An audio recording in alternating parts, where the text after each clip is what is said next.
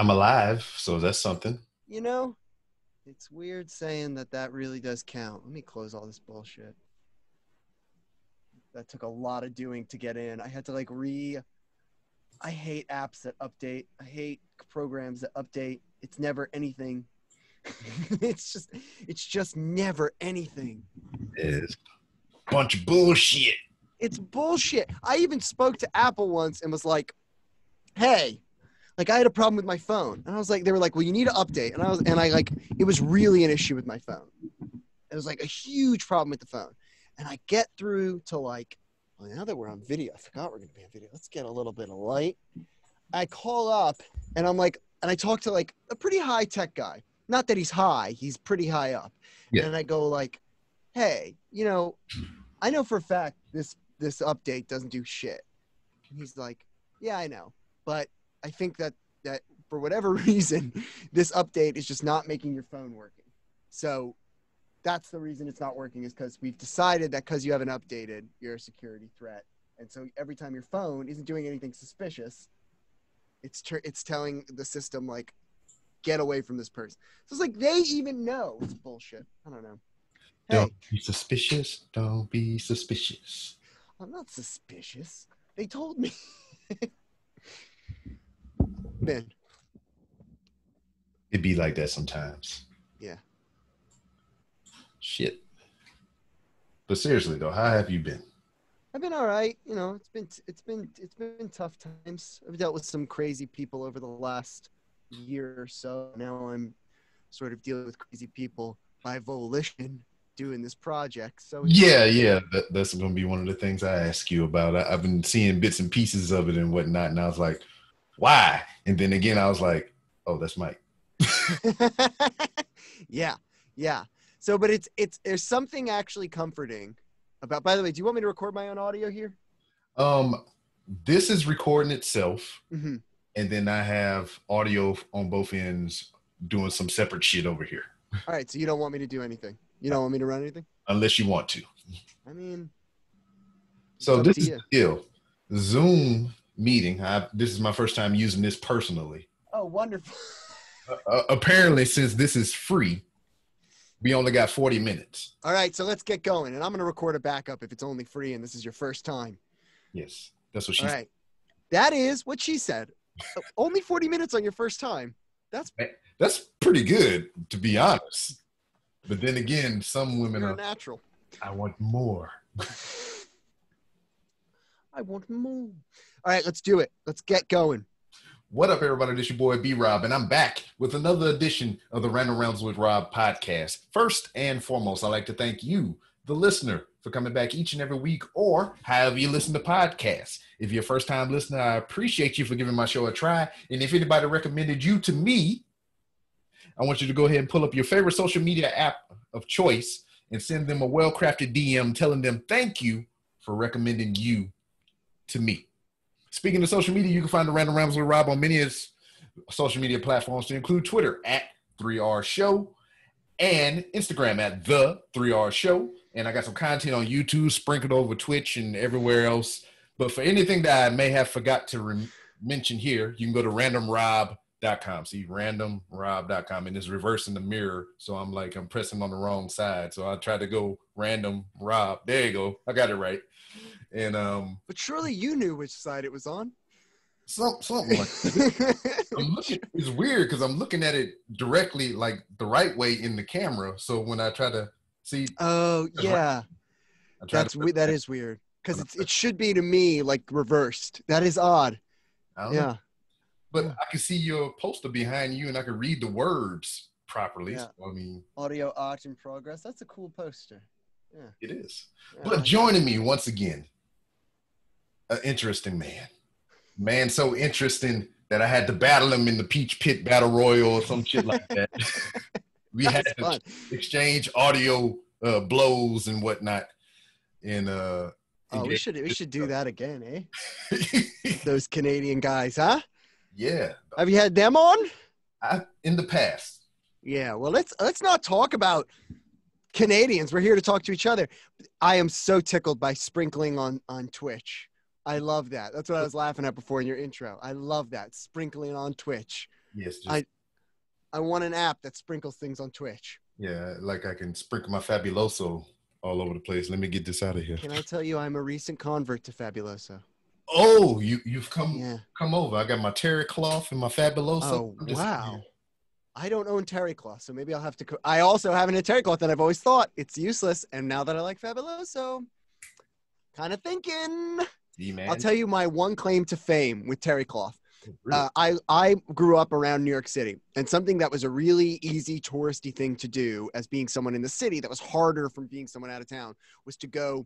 And this was years ago. So before people really knew about conventions, like going to Comic-Con was really cool. And like going to the Jacob Javits Center to see the car show was also like a cool thing you could do that was like an outing, but you didn't have to go far. And I swear to you, I met the ShamWow guy way before he was popular.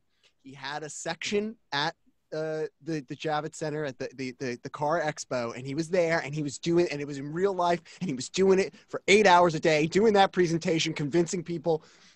At some point I had like a free sample cut thing of ShamWow. I don't have it anymore, but this was before you knew that it wasn't just some crazy person rubbing a car. But that's my one claim to fame in the terry cloth arena. I mean, it's almost wish that you got him to sign it or something. Well, you didn't know. Like, okay, you can't know that this guy's going to be like an international superstar. You're just there, and this nut job is cleaning a car and telling you how he can clean this car, and he's got a car hood there, and he's rubbing it, and he's squeegeing, and he's growing around. He's like, look, and he's doing that, and he's just never stopping, and every person that comes up is doing this. I believe someone I was with bought one of them. But I had a little sample. You got so much swag at these things. It was crazy. You know, you didn't even want it. It became a burden. I think the two things I ever kept, because I went like 2 or 3 times. I went with my brother, went with some family, went with some friends. The only thing I kept throughout the years was Jeep had this awesome like terrain course. And you could sign up to go in. You couldn't drive. But they would essentially show you all those cool things that you see in Jeep commercials, like it can go on a 45-degree angle. And they would do all this stuff with a trained driver. And when you went there, if you did the whole course and you signed up and you did it, they gave you a sponge that was shaped like a Jeep with a little Jeep drawn on the front. And I thought that was very cute. And I kept that for years. Did you keep that? Did I need it? No, did you keep it? Yeah, I kept it. You keep. There's something with swag. If you've ever been, so I also went to Comic-Con as a professional before it was very big, and you know, pitched to some people and made some connections there, and had printed a zine from some people I'd met there. And this was, you know, you just wrote up and said you were a professional and you'd get to go. And I was in the comic industry. I was young. I was doing illustration and comedy writing stuff and publishing stuff and trying to start a small label. That's how my production company started, was doing like a small comic book printing. And I didn't have a booth. I was there pitching. I was there trying to get small publishers interested, and it went okay. It went okay. You know, people were interested. There was that year an economic collapse, so a lot of the companies I pitched to were gone. But you have this. If you've ever been to something, you've been to conventions, yeah? Yes. There's something about swag that, like, this is useless, but I'm gonna keep it. This is useless, but for some reason I'm gonna make this experience, this great thing, so much worse by carrying around stuff. It's this weird compulsion. Yeah, I actually bought a bag for swag. Just to carry around the swag. Yeah, because I didn't want to have like 30 different bags and shit like this. I'm not Octodad. I ain't got extra arms or nothing like that. So I was like, I'm going to get this cool ass Black Panther bag. And yet, look at how bare the walls of the studio are.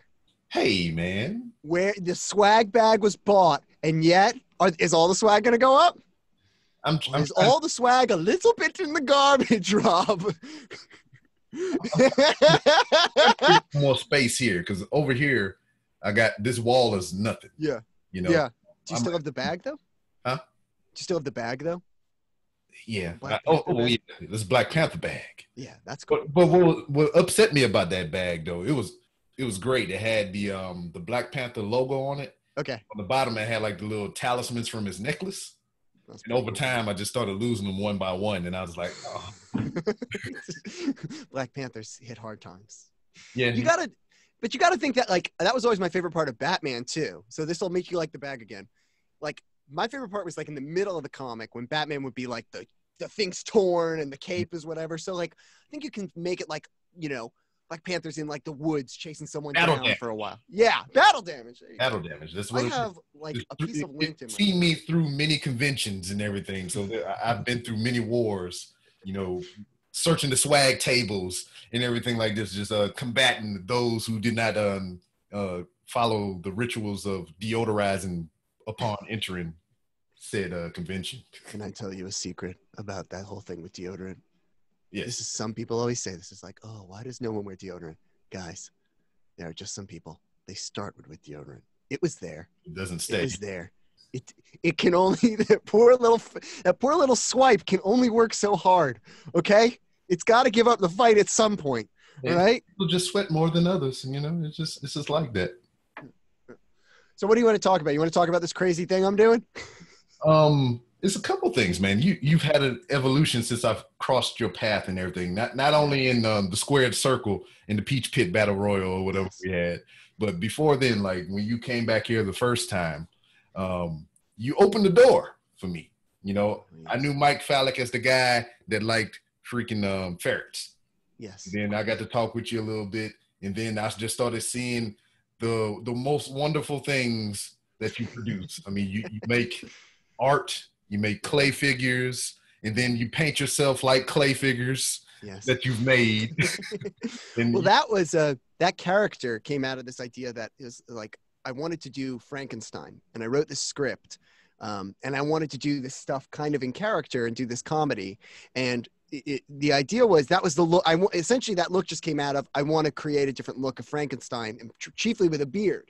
Chiefly the idea that he would have some sort of bolted on beard or sort of plasticky dead looking beard. And how do you do that with Frankenstein? He still has to look artificial. So that was really where it came out of. And the idea with that Frankenstein was in the original Frankenstein, you know, is reviled by the society, but he wants to be a part of it.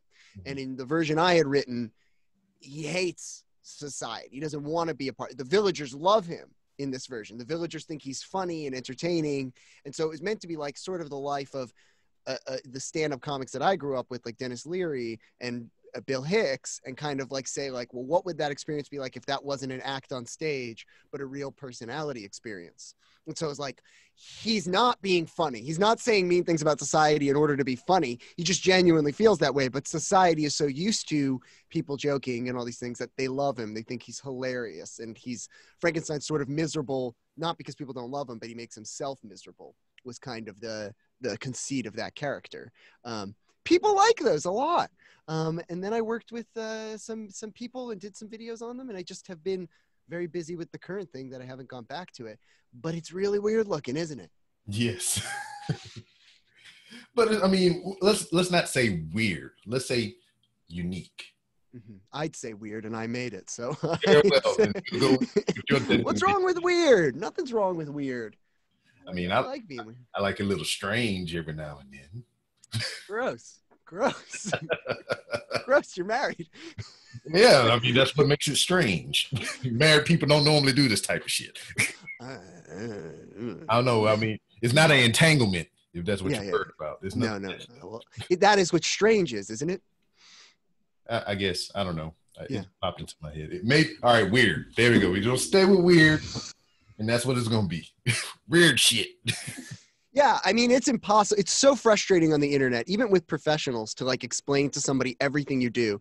There's not a time that goes by where I don't do something and someone's like, I didn't know you could do that. It's like, yeah, like that's my whole thing, is like I have different facets. And, you know, even you go to clients and they're like, well, I want to do it this style, but that's not your thing. And it's like, no, it's definitely something. Just because an artist does one thing doesn't mean they can't do others, you know.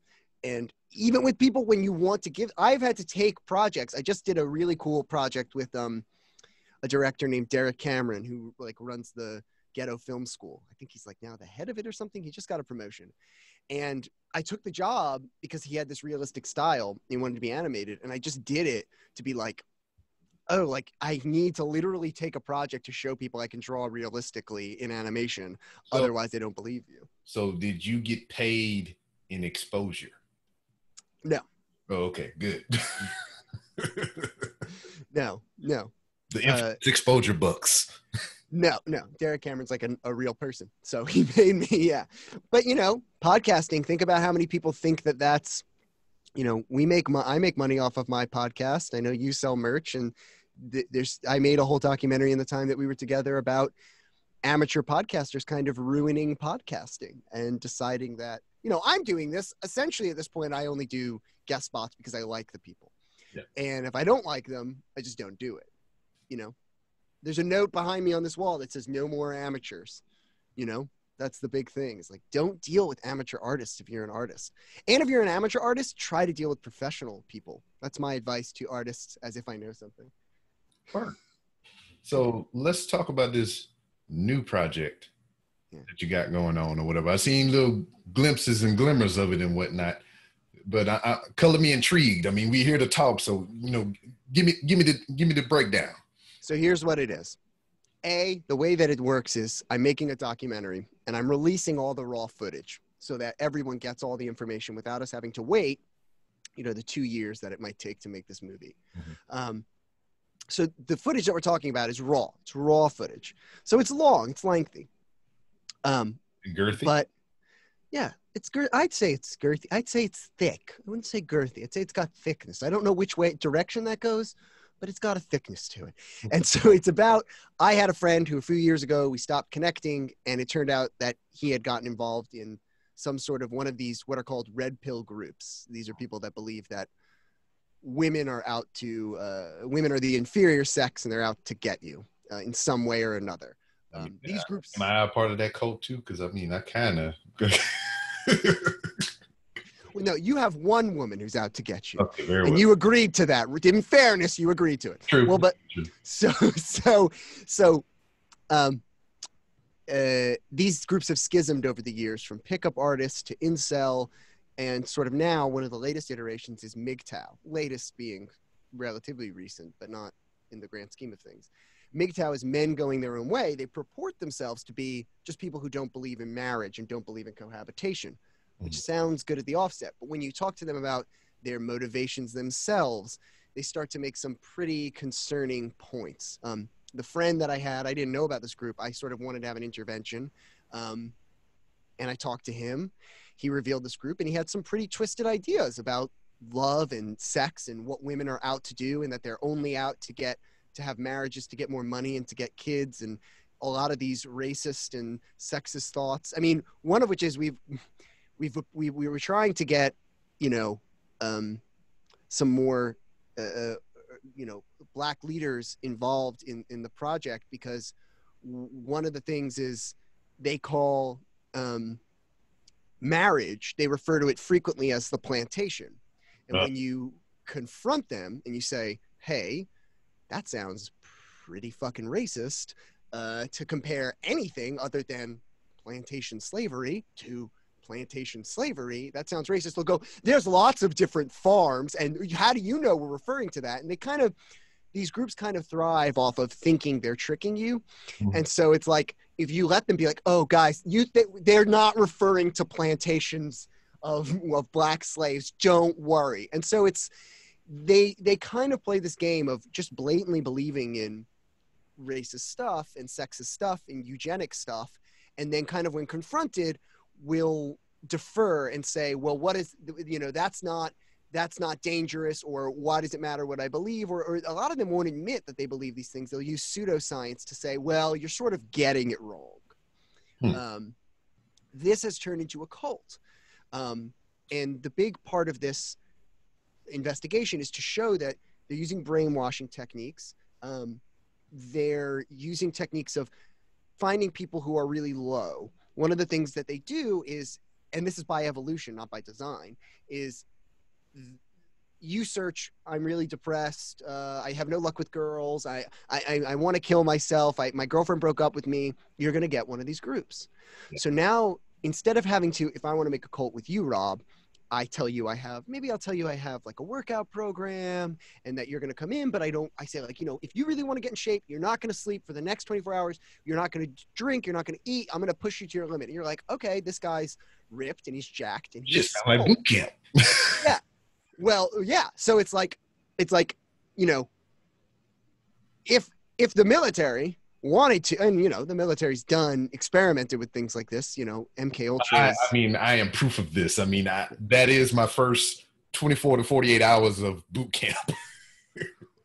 Just up. So now at the end of boot camp, let's say instead of trying to make you, understand the symbols of and meaning of combat and brotherhood, instead I decide to say, look, I'm from space and you should worship me. Well, you're going to be pretty prone to it at that point. You're going to be pretty prone to me saying that. Now, let's say we don't have that conditioning, but you just come preconditioned. You're sad about a breakup. You're not eating. You're depressed. You're in a bad place.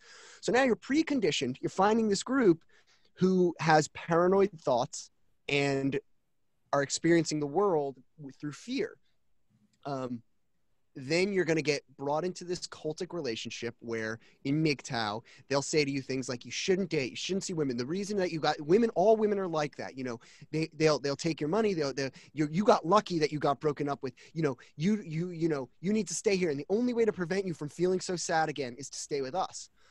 So that's kind of their methodology for doing this stuff. What we've been doing in the project is interviewing cult experts. We interviewed Rachel Bernstein, who as an advisor to ICSA, a really important cult organization that has a really interesting history as well.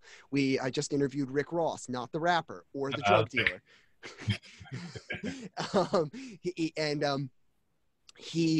He spoke about, whether or not this is or isn't a cult. Rick Ross has a very specific definition of a cult. We spoke to Dr. Drew about cultic relationships and abusive relationships and sexual relationships. And we're trying to compile together a documentary by we spoke to a former pickup artist who's, talked about how he's seen these things evolve over the years. We've talked to a MGTOW guy who wants Sharia law, which pretty much says that women are property. We talked to, these are, really unwell people. We talked to a guy today, John Samez, who is now starting his own group, which I believe Rick Ross evaluates as probably a cult, that this is a schism cult. And they all believe really insane things, but they're brainwashed. And a big part of our project is to say that when you see this stuff online, you see someone comparing marriage to a plantation, our instinct is to, with all these groups, to be like, you're wrong, you're wrong, you're wrong. Well, they are wrong, but we're all the same people here. We obviously know women aren't somehow genetically modified to genetically different to insidiously get babies from us. We all know that. We all know that marriage is not at all even slightly close to being on a plantation. We're the same people. So what the documentary is trying to do is to say, if we call these things a cult, instead of saying you're wrong, you're wrong, you're wrong, if the message back is you need help, let me help you, that sounds terrible, you need help, then maybe we can make a difference, because we've made no progress on these people. So that's the project in a Mike Fallek nutshell. Questions? Word. Would you consider the problems that we have with certain immigration issues cult-like? One of the really great things, I'm going to quote him over and over again. Hoyt, who we interviewed this guy named Hoyt. He was a model, and his story is well documented. And sound like a Zoolander movie. He is a model. He's good looking, older man. And he said, when people think about cults, I'm going to paraphrase and then I'll give you the more of the quote. He's saying when people think about cults, they think about, well, this is a rare thing and it happens to certain people and it's a crazy thing when you're in it.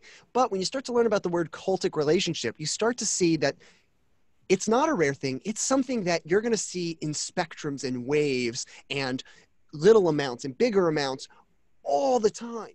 All the time, you're going to see cultic relationships, and that sliding scale towards more and more dangerous of a thing is just something that we need to get people to understand. So take any issue, anybody that is so staunch in their beliefs that they have blinders on, they have confirmation bias, they can't be talked to, they obviously sound triggered whenever they talk about the issue. They have a compulsion to reply to you on the internet, which is a big part of it, is the internet and our investigation. But like those people, yeah, are they approaching cult-like behavior? Definitely. It's not a rare thing. The definition of the word cult is kind of what is debated in the bulk of the project. But one of the things that we're trying to show is that the word cultic relationship is something that's controversial to some and something that's not controversial to others and very clear. And I'm sort of the first time I've heard this word.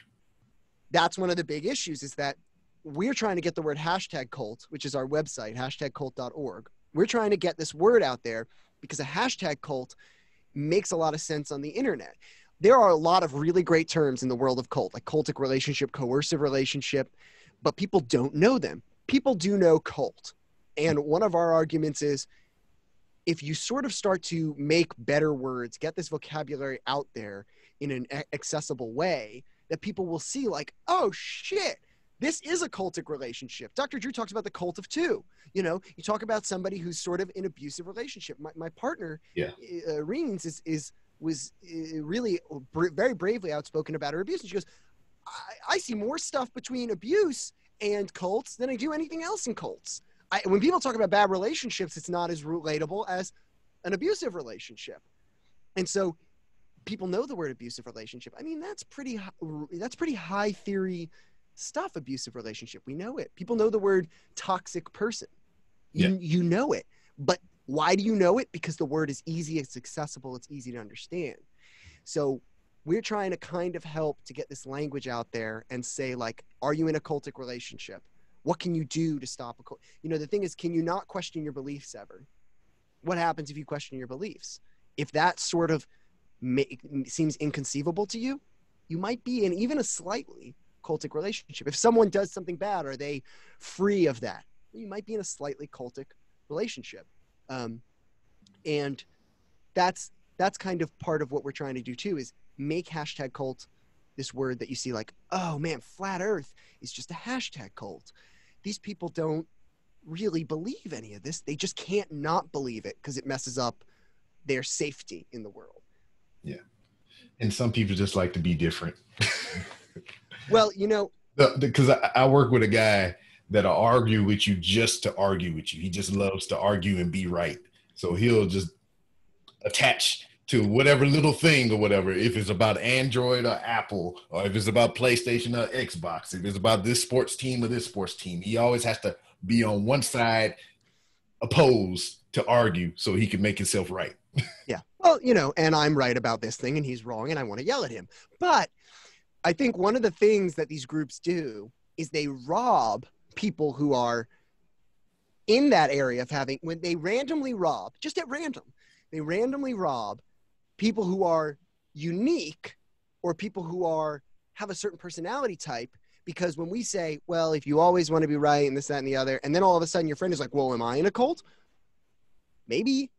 But I think that when you start to decide that it's either totally, you got one thing over here, it's totally fine. This behavior is totally acceptable. And then the other thing over here is, I'm in a cult and I will yell at you. And, they have these stump speeches that cult people work on all the time. And that's what I have, this line, and I'm going to fight you tooth and nail. There's obviously a huge space in between I'm totally normal and this, but we kind of, when we look at things, we categorize it, right? Like some people just like to be different and some people do just like to be different. When you stop categorizing how close you are to dangerous cult and making little levels, you all of a sudden have to move that line, right? Because like with any abuse, there's a demarcation that we decide. Oh no, the meeting's been upgraded. Oh my goodness. What? That's what it said? That's what it said. Oh, it just gave me a GIF. Yeah. Oh, wow.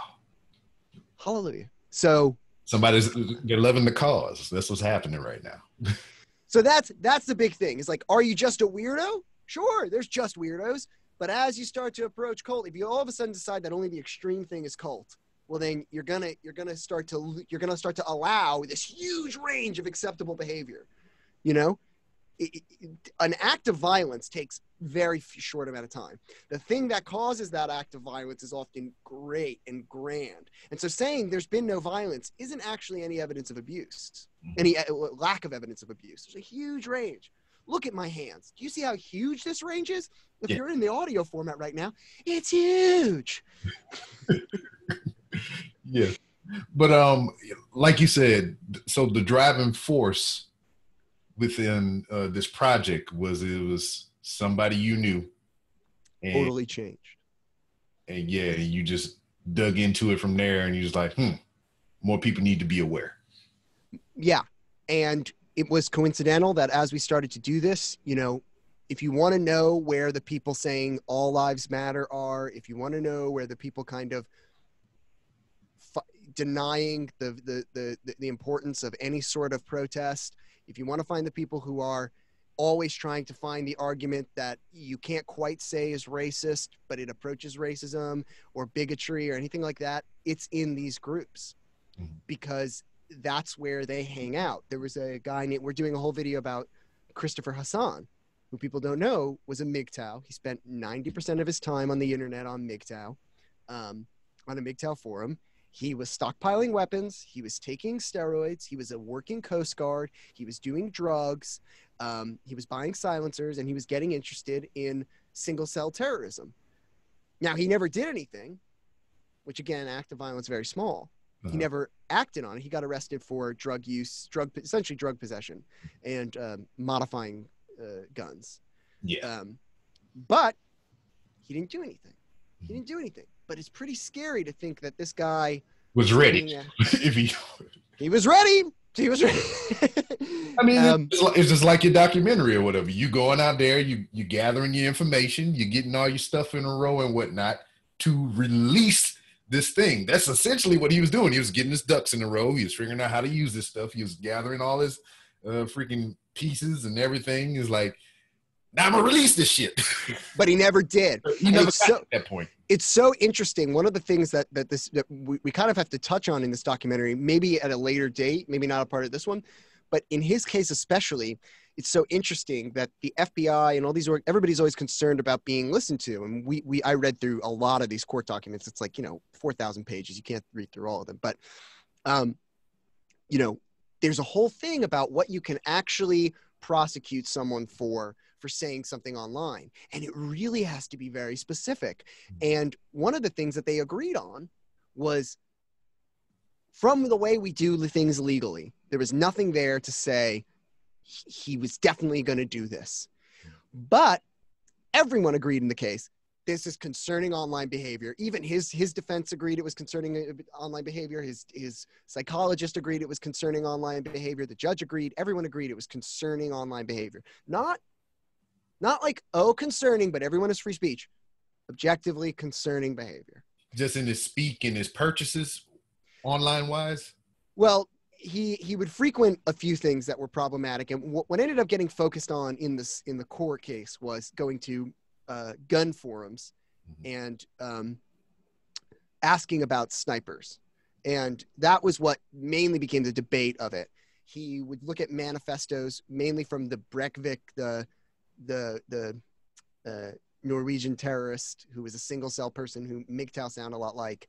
And he was on forums about using drugs and steroids and things like that. That's what became the big debate in the actual thing, and mostly focusing on the silencers is what the trial becomes about. The MGTOW stuff gets ignored, but it's interesting that consistently when he's doing all this stuff, he's also on MGTOW sites, and he's not getting better. He's not getting messages of peace from these MGTOW sites. He's getting messages to keep him going to more and more towards this goal of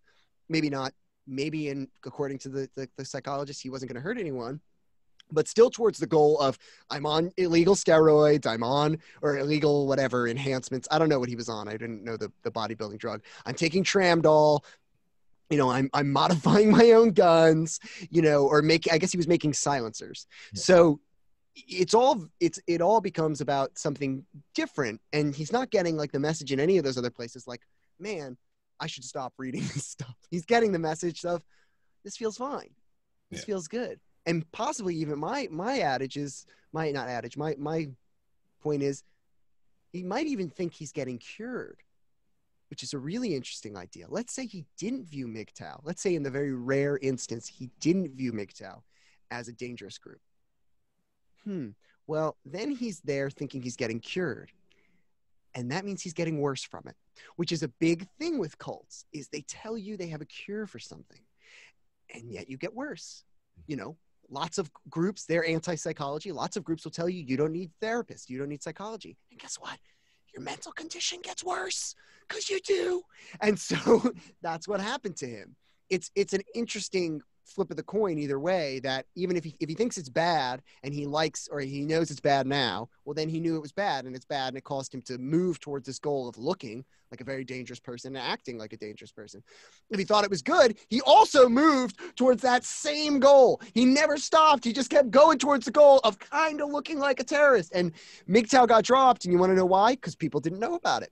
Yeah. Incel is a catchier word. We all know incel. People don't even know red pill, you know, and these are really concerning things that when I find out about something, I only take firsthand sources. I don't read bullshit news written by, why are people writing news that summarizes a press release already written by the, it just doesn't make any sense. Like if someone releases a press release and then the news you're reading is just rewriting that press release, it's secondhand. So when I find an issue, I want to know everything. And that's how we do the documentary. Word. So, yeah. But aside from this documentary and this amazing yarn that you just spun for me or whatever over these past couple minutes, what has your day-to-day been like, man? How are you personally? I'm, you know, in these times, which I hate that I'm saying it that way, but I think you have to.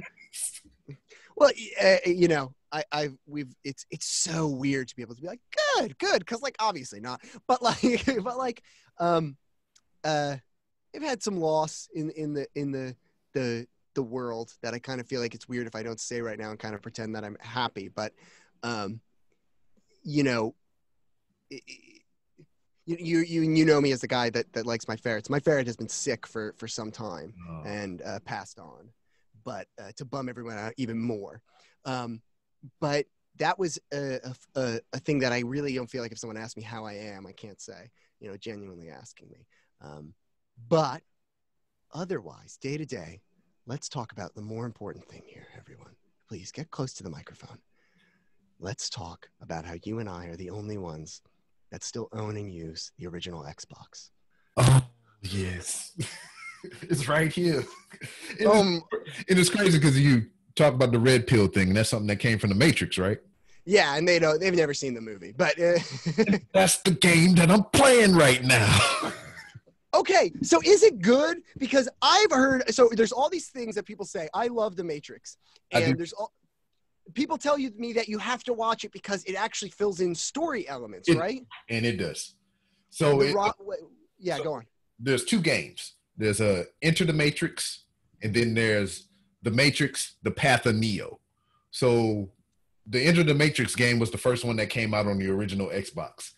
Those follow the two characters of Naomi and Ghost. Awesome. Yeah, so two of my favorites.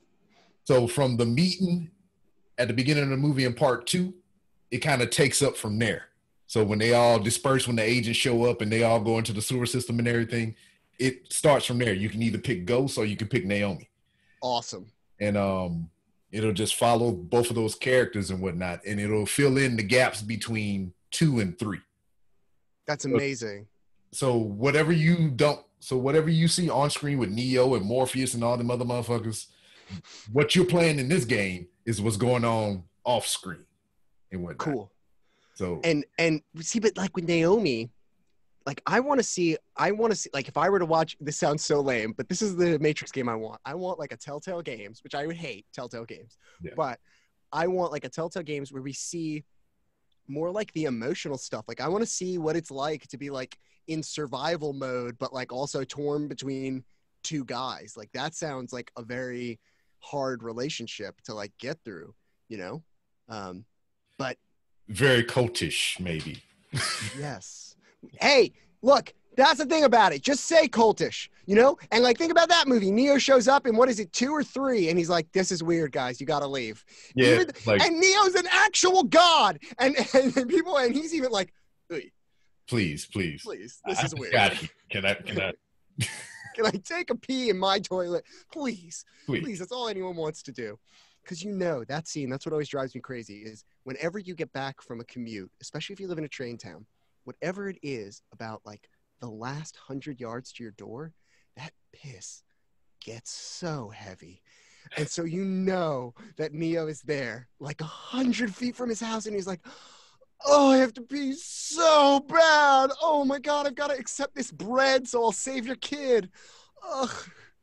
And that's what I enjoy about the whole Matrix, the whole thing, because this game fills in the gaps. There's even cinematics in the game that ties into the movie. That's not even in the bonus features of the movie and shit. Awesome. And so, what was that part when she tried to, the French lady, the one that kissed Neo? Yeah, they have a scene in there with either Ghost or Naomi, depending on who you pick, to where they had to do a similar thing with her to get the information. They had to kiss her. Cool.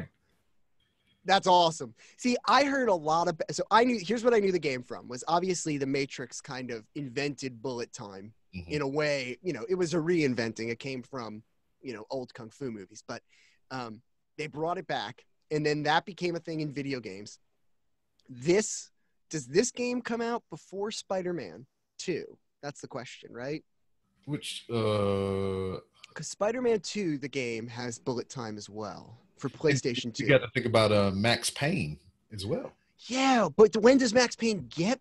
Okay, now we got to. Max Payne, the first game had bullet time. That game was the first game that I can recollect that had something like that. I'm thinking you're right. Spider-Man 2 PlayStation, which I also have here as well. Max Payne 1 and 2. These are games that are like on my radar. I had been told that the Matrix game wasn't good and that you might as well just watch it. How is it playing? Well,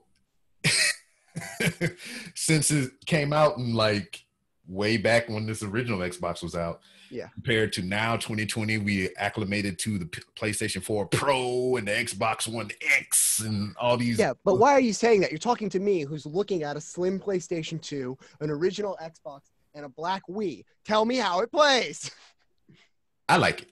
You like it? Me personally, I like it. And I might have some bias because I like the whole Matrix, just thingamabob or whatever, the whole Matrix. But no, I'm a huge Matrix fan. When the game first originally came out, I had to have it. And then when I got rid of this original Xbox many moons ago, I even went back when I went to I think I went to a Goodwill or somewhere like that. They had it on the shelf and I bought it knowing that I did not have or want at the time an original Xbox. I just loved the game that much. See, I had the opposite. I wanted a GameCube, which is very expensive, and I owned, I'm ashamed to say this, Enter the Matrix on GameCube. Now, I didn't even know that was a GameCube. Yeah, a lot of stuff came. A lot of people don't look into it's Wii and GameCube and all those things, but Wii and GameCube, if you ever look up like the games for it, there's a shocking amount of like, oh, that came out for the Wii, and oh, that came out for the GameCube. But I owned it for the GameCube, and GameCube games go for a lot, and I didn't own a GameCube, so I sold it, and I got enough money to buy other stuff. So, but now I kind of want to play it. Max Payne is a little too like dark for me. I don't like games that have like dark backgrounds, which I would only play the Matrix just for the fact that it's in the Matrix. Yeah, I mean the cinematics in itself, like if you can look them up on YouTube, those are a fun watch as well. But as frustrating as the game is, because you got to get used to those controls again. Yeah, I mean, what makes sense here on this Xbox One X controller is just like I'm holding the controller in my hand. I have this extra trigger here, and then I can map the controls better in my head than what it is actually on this goddamn thing. Because I'm pressing what I think it should be when it's not actually that at all. See, but am I going to bum you out here? You know that the Xbox One plays Xbox games. Well, they don't play these two games. They don't play those two? Dude, whenever they first introduced backwards compatibility, period, That's when I went looking for those games. I was like, oh shit, I'm gonna be able to play the Matrix. And you couldn't play it. And I couldn't play it. Oh, I had the 360. Yeah. And then we went to the next Xbox, and I held on to those games all the way up to right now until I went to a convention and somebody had an original Xbox in a box.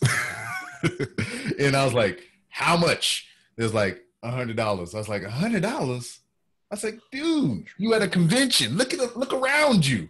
And he's like, it's only because I had the original box. I was like, I don't want the fucking box. I want the Xbox. Keep the box. I was like, you can keep the box. I just want the Xbox.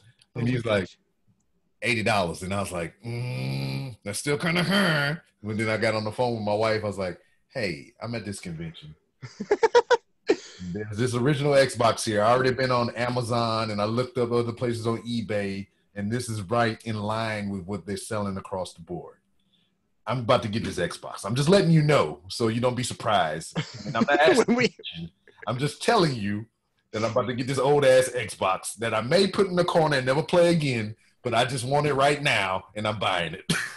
All right, I'll see you later. See, but how many of those calls happen at the convention? That's my question for your poor wife. Is this the first call of the day that like, look, I said I wouldn't buy anything crazy, or is this like then look, there's this Thor doll, and This is the first time I called her from a convention about anything like that for myself. I've called her from many conventions because I seen something that I thought she might like, and I send her a picture. Then I call her to confirm, be like, "Do you like that?" She's like, "It's okay, but I don't need it." And I'm like, good, I wasn't gonna buy it anyway.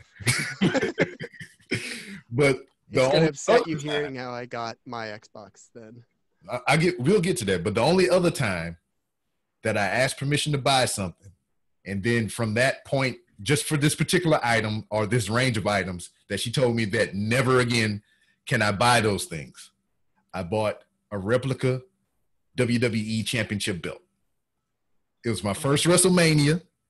That first WrestleMania happened to be on my birthday and everything like that.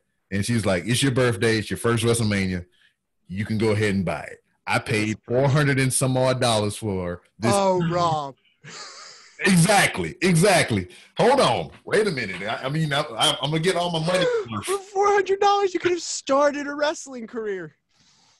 Oh, man. It's here. Here now, that's got to be out and displayed. Oh man, it is pretty cool. Beautiful. It is pretty cool. It is like metal, and it is heavy. Beautiful.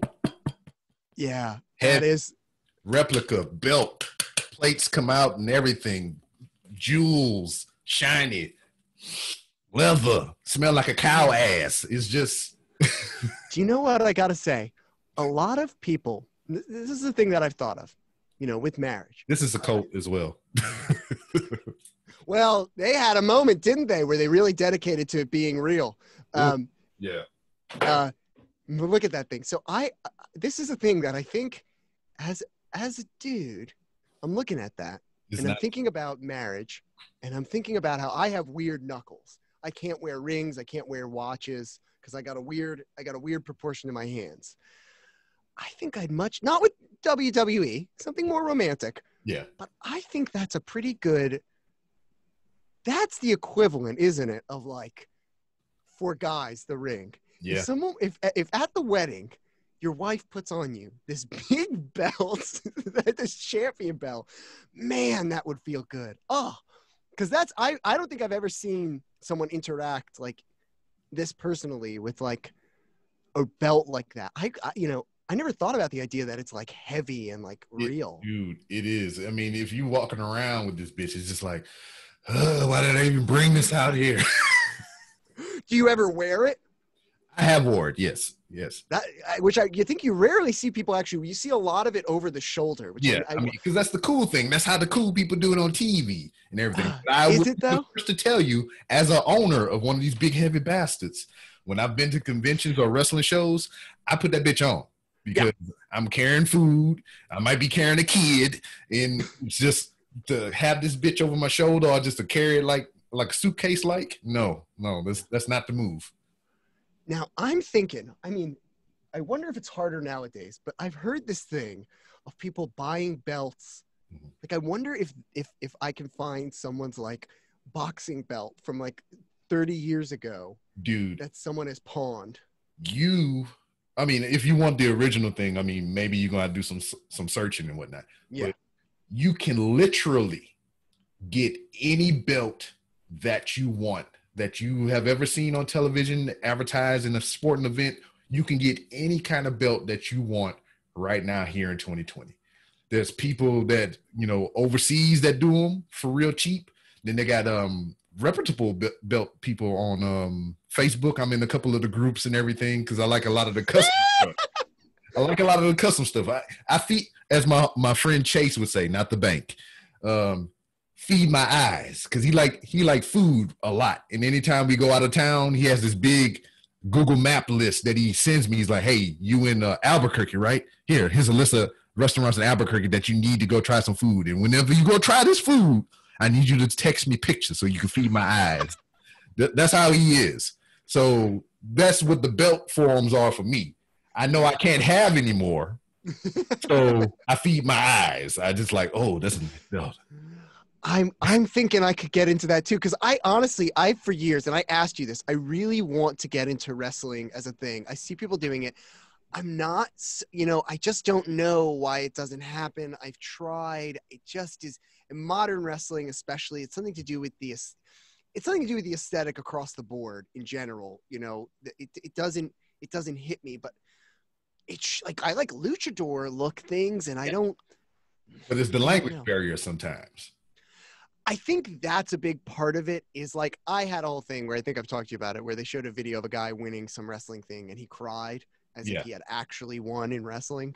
Like, not as if it's a story. You know what I mean? Well, see, I can kind of speak to that in a way, to where like it's almost that for you to be booked in the situation to win this, for somebody to write it out, this epic story for you to hold this in your possession, to be the champion of that company. I mean, behind the scenes, that puts a lot on you. It puts you in a leadership position because you are holding this belt as the front runner of our company, and you are representative of this company. So you have a lot of responsibility, as in your locker room leader. I mean, you set the example, and, the company trusts you enough to be that head figure. So, I mean, that's kind of what that represents, is like, I've worked hard all my life to get booked in this position. And now I'm here, and they trust me enough with my skills and my talent to do this. My wheels are turning. I think you could probably have seen it. My wheels are turning. I have a great pitch, wrestling fans out there, for a season of some wrestling show. Okay. That's the name of the wrestling show?